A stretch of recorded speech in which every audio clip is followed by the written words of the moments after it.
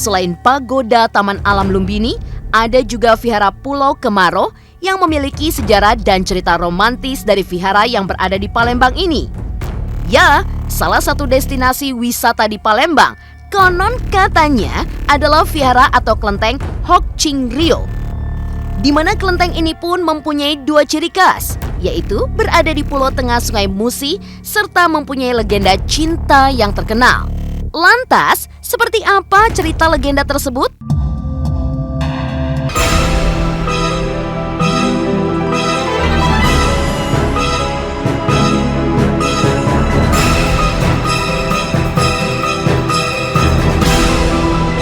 Dan pada bagian tengah tersebut, konon katanya dijadikan sebagai lokasi bagi pengunjung yang hendak bersembahyang.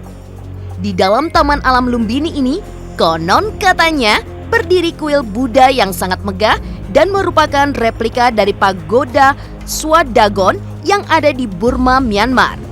Selain bangunan pagoda yang megah, kompleks luas 3 hektar ini juga terhampar taman yang indah dengan mengikuti kontur alam.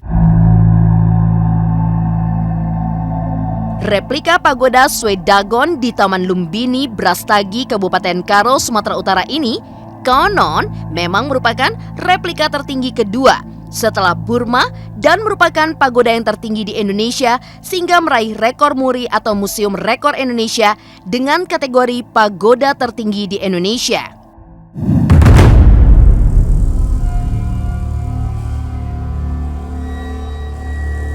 Selain pagoda Taman Alam Lumbini, ada juga Vihara Pulau Kemaro yang memiliki sejarah dan cerita romantis dari vihara yang berada di Palembang ini. Ya, salah satu destinasi wisata di Palembang, konon katanya adalah vihara atau kelenteng Hok Ching Rio. Di mana kelenteng ini pun mempunyai dua ciri khas, yaitu berada di pulau tengah Sungai Musi serta mempunyai legenda cinta yang terkenal. Lantas, seperti apa cerita legenda tersebut?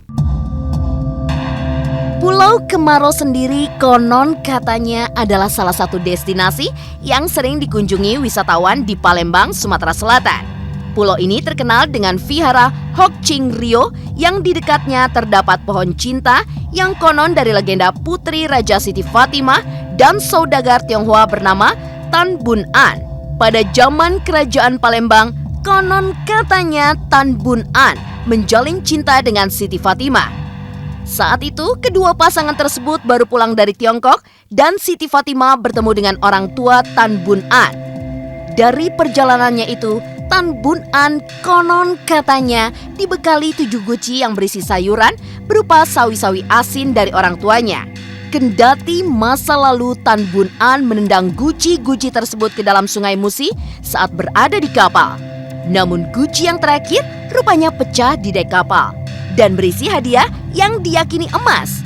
Tanpa pikir panjang, Tan Bun An lalu menceburkan diri ke sungai untuk mencari emas-emas lainnya.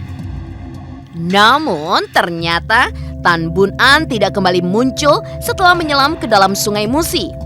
Pengawalnya pun lantas ikut masuk ke dalam air dengan maksud menyelamatkannya. Namun sayang, sang pengawal juga tak kunjung muncul di permukaan. Siti Fatimah pun cemas dengan kekasihnya dan langsung ikut menceburkan diri ke dalam sungai. Namun, apa yang terjadi setelahnya? 3 orang tersebut justru tak kembali muncul ke permukaan. Konon katanya, dari tempat mereka menceburkan diri ke Sungai Musi itu, muncullah Pulau Kemaro. Lebih dari itu, ada juga mitos mengenai pohon cinta yang berada di belakang vihara Hok Ching Rio tersebut.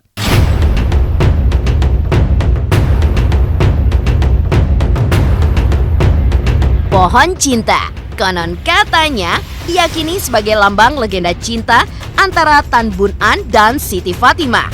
Pohonnya sendiri memang unik, di mana pohon ini lebih rendah dari pohon-pohon lainnya yang berada di Pulau Kemaro.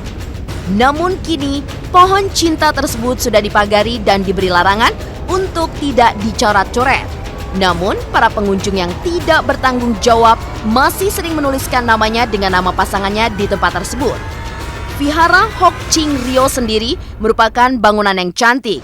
Selain serba merah, di sana juga terdapat pagoda yang mempunyai 9 lantai dan menjulang tinggi. Pagoda ini kini juga menjadi tempat favorit wisatawan untuk berfoto-foto. Hal lainnya, ada patung Buddha bercat emas di belakang viharanya. Patung ini besar dan tingginya sekitar 2 meter lebih. Letak pagoda, pohon cinta, dan patung Buddha ini saling berdekatan. Saat senja, sunset cantik juga terlihat jelas dari Pulau Kemarau ini. Dengan adanya beberapa hal tadi, Vihara Hock Ching Rio memang pantas menjadi daya tarik wisatawan yang melancong ke Palembang.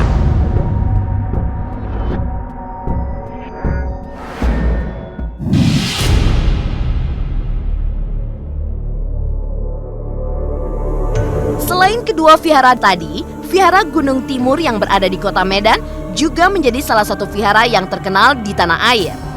Ya, ada yang menarik tatkala kita mengunjungi Vihara Gunung Timur yang terletak di Jalan Hang Tuah nomor 16 Medan. Konon katanya, vihara ini termasuk satu di antara banyak vihara di kota Medan yang direkomendasikan oleh para pelancong atau traveler untuk dikunjungi. Bukan hanya wisatawan domestik, turis-turis dari Jerman, Belanda, dan wilayah sekitar Asia konon ramai berkunjung ke Vihara Gunung Timur Medan tersebut. Vihara ini memang sangatlah menarik dari sisi keindahan bangunan dan keterbukaannya untuk umum. Dengan adanya hal tersebut, tentunya pengunjung dapat dengan leluasa melihat, bahkan memotret, merekam, memvideokan langsung tata cara beribadah umat Konghucu dan juga umat Buddha, termasuk mengabadikan setiap inci dari bagian dalam vihara. Pada bagian depan mula-mula, pengunjung akan berjumpa dengan relief ukuran naga patung singa hitam dan putih dan pagoda. Dalam bangunan vihara didominasi warna merah serta dipenuhi dengan patung dewa-dewa berjubah. Harum dupa setanggi menimbulkan suasana drama tersendiri, terlebih lagi di dalam vihara yang kondisinya tidak terlampau terang. Masih dalam satu atap yang sama. Konon katanya, ada ruangan yang menjadi tempat ibadah penganut aliran Buddha, khusus Buddha vegetarian. Di tempat tersebut, pengunjung dianjurkan untuk membuka alas kaki dan tidak diperkenankan untuk membawa dupa walaupun hanya sebatang. Dinding vihara sendiri dibalut dengan warna perak, emas, kuning atau putih, abu-abu, dan biru langit. Satu di antara ajaran Buddha yang paling mudah diingat, konon katanya adalah tidak membunuh makhluk hidup seperti hewan dan harus menjadi vegetarian serta berbuat kebajikan. Saat pengunjung mengitari seluruh ruangan vihara, kita dapat melihat dan mempelajari serta mengamati wajah dewa-dewa, altar persembahan, kue, dan buah-buahan seperti nanas, jeruk, dan lain sebagainya. Terdapat pula nomor urut yang konon sebagai tanda urutan agar memudahkan ritual sembahyang.